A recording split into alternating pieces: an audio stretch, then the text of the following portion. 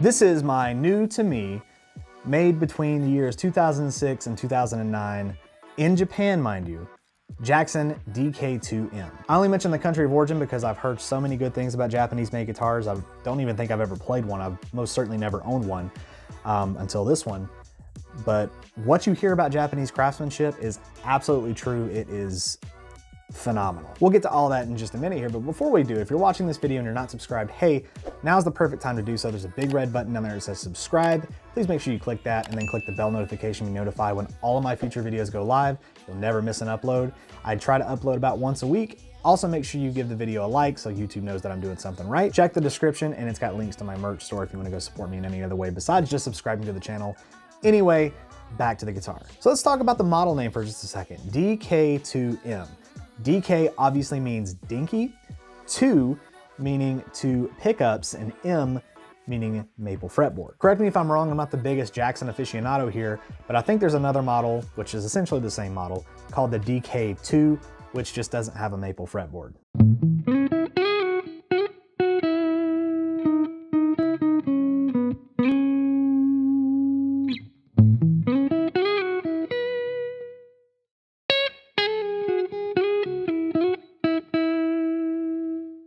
But enough of that, let's go ahead and talk specs on this thing, and we will start with this beautiful headstock. So this is definitely what caught my eye first whenever I saw this listing on Guitar Center Used, was the maple headstock. Typically Jacksons have a black headstock and a white Jackson logo. No.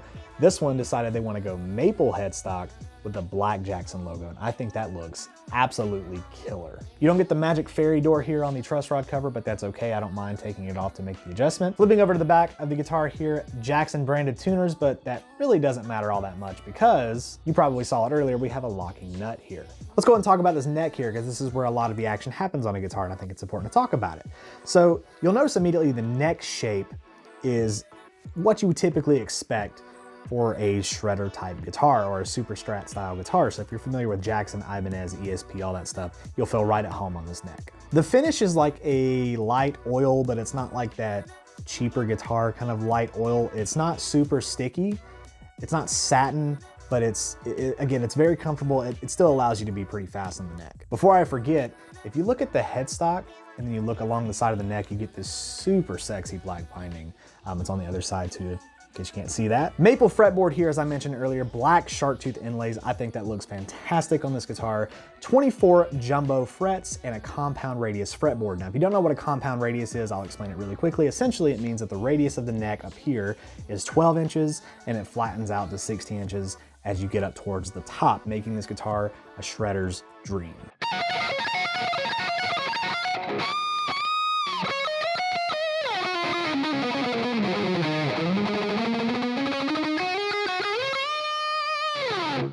Let's go ahead and talk about the body. So this is an alder body.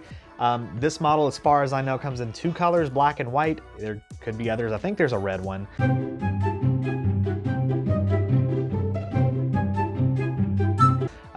But I personally like the black just because it complements the shark tooth inlays and the binding and all that kind of stuff a little better to me. Leave me a comment and let me know which color you like better on these if you're familiar with them. So like I said, alder body. It's pretty light. It probably weighs about 7 pounds, maybe 7.5 pounds. So it's super light. It's comfortable to stand with and all that kind of stuff. As noted by my strap here, I like to stand and play with it sometimes. If you happen to find one of these and you find it stock, you're gonna get Seymour Duncan pickups in here. You're gonna get a JB in the bridge and a jazz in the neck. So pretty classic Seymour Duncan combination. You have 1 volume, 1 tone. Someone has swapped the volume knob out here for a chrome one, which I think looks kind of cool. Adds character. You have a 3-way blade switch here, so you don't get any of that 2nd and 4th position goodness on this guitar, unfortunately. But what you do get, and it's surprising enough that I'm saying it because I'm actually happy that this has this on here, not that I've experienced it, you get a Jackson branded Floyd Rose 1000. So it is actually a Floyd Rose 1000. It is a licensed Floyd Rose. It's just Jackson branded right here on the side. This Floyd is the best one that I've owned, hands down, thus far.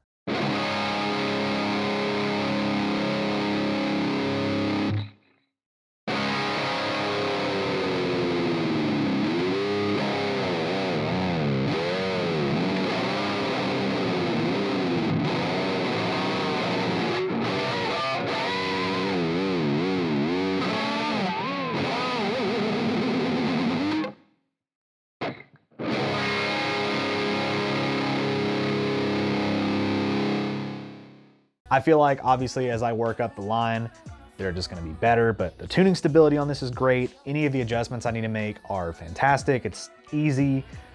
It has completely changed my mind about Floyd Roses. Not to say I'm like absolutely in love with them, but now I know if it's loaded with a Floyd Rose 1000 that it's a guitar worth looking at. And then flipping over to the back here, you can see we have our neck plate, which the serial number will confirm that it is a Japanese-made Jackson. You have your carve here, body carve here. You have, I forgot to mention this on the front, you have a little comfy carve here. So between that and this on the back, you have really good upper fret access. But flipping back over to the back here, I have the cavity cover for the Floyd Rose adjustment here off so you can see the inside of it, but I'm probably gonna keep it off because it makes adjustments easier. A pretty common thing if you're not aware. And then the back cavity cover here that's still on is for your electronics.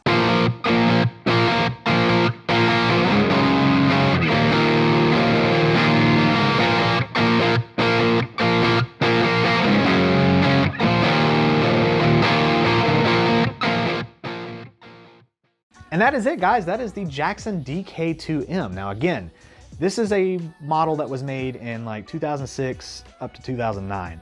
They do have a DK2M currently, as of the time I'm recording this, 2023, in their Pro Series that obviously doesn't look like this. I think the big difference is they changed the fretboard here to be dots, so the dots at the top instead of the shark tooth inlays.